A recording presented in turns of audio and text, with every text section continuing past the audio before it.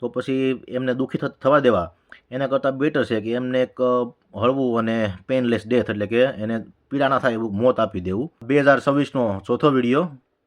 છેલ્લા વિડીયોમાં આપણે વાત કરતા હતા ગાય અને ભેંસો બાબતની. તો મુદ્દો એમ છે કે જ્યારે અમારો પરિવાર સંયુક્ત હતો, અમે ખેતીમાં ખૂબ સક્રિય હતા, ત્યારે અમારી પાસે ઘણી બધી ભેંસો હતી, બળદ રાખતા. પણ ધીમે ધીમે જે નવી પેઢી આવી એમાં છોકરાઓ ભણતા ગયા, નોકરી મેળવતા ગયા અને અલગ અલગ શહેરોમાં શિફ્ટ થતા ગયા. એટલે અહીંયા ખેતીમાં કામ કરવાવાળાની સંખ્યા ઘટતી ગઈ અને અહીંયા એટલી બધી સભ્ય સંખ્યા ના હોય એટલે પછી એટલી ભેંસોની પણ જરૂર નહોતી. એટલે ધીમે ધીમે ભેંસોની સંખ્યા ઘટવા માંડી અને 2016 પછી તો લગભગ અમારું સંયુક્ત પરિવારમાંથી 2 અલગ અલગ વિભક્ત પરિવાર થઈ ગયા. એટલે પછી બંને પરિવાર વચ્ચે ભેંસોની વેચણી થઈ એટલે છેલ્લે એક એક ભેંસ ભાગમાં આવી. હવે મેં તમને એવા ગયા વિડીયોમાં કીધેલું ને કે અમુક વસ્તુ પીડાદાયક હોય છે. હવે જ્યારે થાળીમાં દૂધ, માખણ, ઘી, દહીં, છાશ, ચીઝ, પનીર એ બધું પીરસાય ને ત્યારે સારું લાગે કે આ ઘરનું છે અને ખાઈએ છીએ, બધું શુદ્ધ છે. અને મેં એવું કીધેલું કે અમુક વાતો પીડાદાયક હોય છે. હવે તમને એવું થાય કે પીડાદાયક શું એમ? જે લોકો સેન્સિટિવ હશે ને એને આ વાત વધારે સમજશે. કેમ કે તમે યાદ રાખો કે તમારી થાળીમાં જે કાંઈ પ્રોડક્ટ આવે છે ને, દૂધ, દહીં, છાશ, ઘી, માખણ, એ બધું પ્રોસેસ થઈને આવે છે. અને હું જે વાત કરું ને એ પ્રોસેસ થયા પહેલાંની છે. હવે ગાય કે ભેંસ કોઈ પણ પશુ દૂધ ક્યારે આપશે? કે જ્યારે એ વિયાશે ત્યારે. અને જ્યારે ભેંસ વિયાય તો કાં એને પાડી આવશે કાં પાડો આવશે.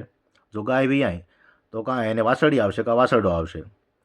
હવે જો ભેંસને પાડી આવે કે ગાયને વાસરડી આવે તો કોઈ સમસ્યા નથી, કેમ કે 3 કે 4 વર્ષમાં ફરીથી એ ગાય બની જશે કે ભેંસ બની જશે અને એ દૂધ આપવાનું શરૂ કરશે. પણ જો પાડો આવે કે વાસરડો આવે તો પછી સમસ્યા શરૂ થશે. સમસ્યા એવી થશે કે એક એવો સમય હતો કે જ્યારે લગભગ દરેક ખેડૂતો પાસે બળદ હતા, પણ હવે કશું એવું છે નહીં, બરાબર? હવે લોકોને બળદની જરૂર નથી અને ઇકોનોમિકલી અને ફાઇનાન્શિયલી એ બળદ રાખવા એ શક્ય પણ નથી.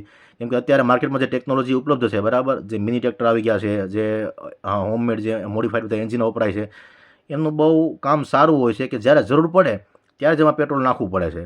અને બળદનું કેવું હોય છે કે તમારે જરૂર હોય ચોમાસામાં 5 દિવસ અને તમારે એને 365 દિવસ સાચવવા પડે. જે તે જમાનામાં જ્યારે ટેકનોલોજી નહોતી ને ત્યારે કોઈ ખેડૂત બળદ ખરીદે અથવા બળદ તૈયાર કરે ને તો એ એક મર્સિડીઝ જેવી ગાડી લીધી હોય ને એવો જ એનો આનંદ થતો. પણ આજે એમાંનું કશું નથી. તો અત્યારે એ જે વાસરડા હોય છે ને એની પણ બળદ બનાવવા માટે જરૂર નથી અને ભેંસોને જે પાડા આવે છે એની તો આમ પણ જરૂર નથી રહેતી હવે. અને એમાંય તે હવે તો ખાસ કરીને જે IVF આવી ગયા પછી તો હવે ગામમાં જે એકાદ માલધારી હોય એ આવા ખૂંટ અથવા તો પાડા રાખતા, એમની પણ હવે જરૂર નથી. તો પછી આમનું થાય છે શું? તો એક પ્રકાર એવું હોય છે કે જ્યારે આવા વાસરડા કે પાડા આવે ને ત્યારે એમની હાંસવણ જે રીતે કરવામાં આવે છે કે લગભગ 1-1.5 વર્ષમાં મરી જાય. પણ કેવું છે કે જન્મ અને મૃત્યુ આપણા હાથમાં તો નથી. કદાચ તમે ગમે એમ રાખો તો જેની જેટલી આયુષ્ય હશે એટલું તો એ ભોગવવાના જ. તો પછી શું થવાનું છે? તો જે ભેંસનો પાડો હશે ને એ તો તમારે ના છૂટકે તમારે એને કસાઈને કાપવા માટે આપવો જ પડશે. એમાં કોઈ છૂટકો જ નથી, કેમ કે પાડાનો બીજો કોઈ ઓપ્શન નથી. અને વાસરડાનું પણ અંતિમ ગંતવ્ય તો એ જ થવાનું, પણ અત્યારે જે હિસાબે લોકો ગૌરક્ષાને માને છે તો એ હિસાબે લોકો કાપવા નથી આપતા, પણ એને ઘરે પણ નથી રાખતા, એમને છોડી મૂકે છે. અને આ બધા આખલા ગામમાં, શહેરોમાં તમે જે રસ્તા ઉપર નીકળો ત્યારે જે રસ્તા રોકીને બેઠા હોય છે ને એ આ જ લોકોના આખલાઓ હોય છે કે જેમને કાઢી મૂક્યા હોય છે. કેમ કે એને કસાઈવાળે લઈ જઈ શકાતા નથી અને બળદ બનાવવા માટે એનો ઉપયોગ થતો નથી. ભેંસને પાડો આવે કે ગાયને વાસરડો આવે ને ત્યારે જે થાળીમાં એમનું દૂધ, દહીં, છાશ, ઘી, માખણ બધું પીરસાય ને ત્યારે થોડું ઘણું લોહી વહાવીને જ આવે છે, એનું નથી આવતું. અને ખેડૂતો માટે એવું પણ કહેવાય છે કે ભાઈ ખેડૂતોને જે આપણે ખેતીમાં વાવવા માટે છાશ પાડીએ ને તો એવું કહેવાય કે ખેડૂતોને 100 સાહે 1 સાહ લોહીનો માફ હોય છે. કેમ કે ખેડૂતો એટલું પાપ તો કરતા જ હોય છે, એટલા જીવજંતુ એમના હાથે મરતા હોય છે. જો પાપ પુણ્યમાં માનતા હો તોની વાત છે, જો ના માનતા હો તો એનાથી કશો ફરક નથી પડતો. અમારે ગાય ભેંસો નહીં રાખવાનું સૌથી પહેલું કારણ મારા માટે આ જ હતું કે 2-3 વખત એવી ઘટનાઓ બની કે આ રીતે પાડાને કસાઈવાળે આપવો પડ્યો. કેમ કે મોટે ભાગે મેં કીધું એમ કે ઘર આંગણે જ મરી જાય છે, પણ જ્યારે ના મરે ત્યારે એને હાથસવા શક્ય હોતા નથી. એટલે પછી આવું નિર્ણય લેવો પડે. અને એ કર્યા પછી જે દૂધ, દહીં ખાવું ને એક સેન્સિટિવ માણસ માટે અઘરું થઈ જાય છે. એ એક ફેક્ટર છે, એવું પણ નથી કે 100% છે.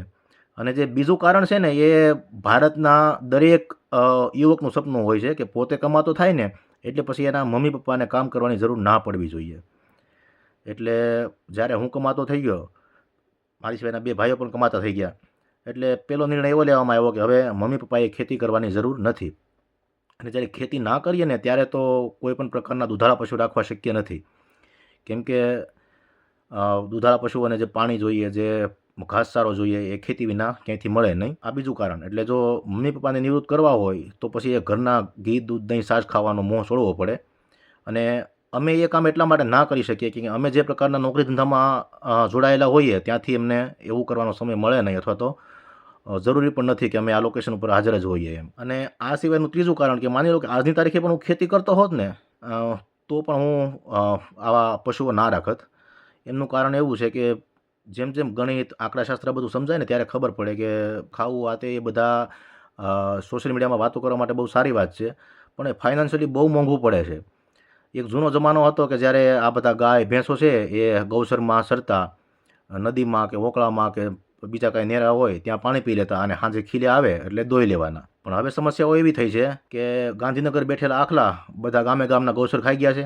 એટલે ગાય ભેંસોને ચારવા માટે ક્યાંય જગ્યા નથી, નદીઓમાં લગભગ ક્યાંય પાણી નથી, અને ગામડાની લગભગ એક એક ઇંચ જમીન હોય છે અત્યારે કોઈને કોઈના કબજામાં આવી ગઈ હોય છે, એટલે ક્યાંય પીવા માટેનું પાણી ઉપલબ્ધ નથી.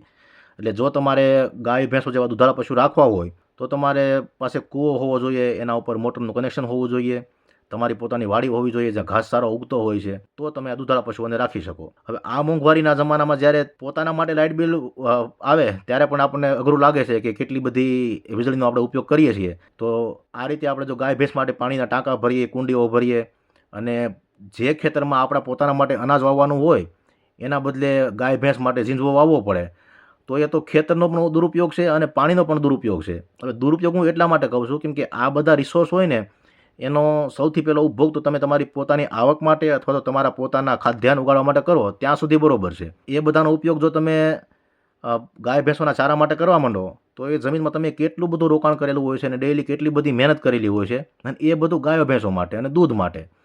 એટલે હવેના જમાનામાં એ બધું કિફાયતી નથી કે તમે એ વસ્તુ કરો તો તમે હોશિયાર કહેવાઓ એમ. જે લોકો પાસે આવકનો અન્ય સ્ત્રોત નથી, શિક્ષણ નથી, અને જેમની પાસે ખાસી એવી જમીન છે, અથવા તો જેમની પાસે બીજો કોઈ વિકલ્પ નથી, એ કરી શકે. કેમ કે એને ક્યાંય પણ મજૂરી જ કરવી છે તો પછી પોતાના પશુ પાછળ મજૂરી કરે, એમાં કશું ખોટું નથી.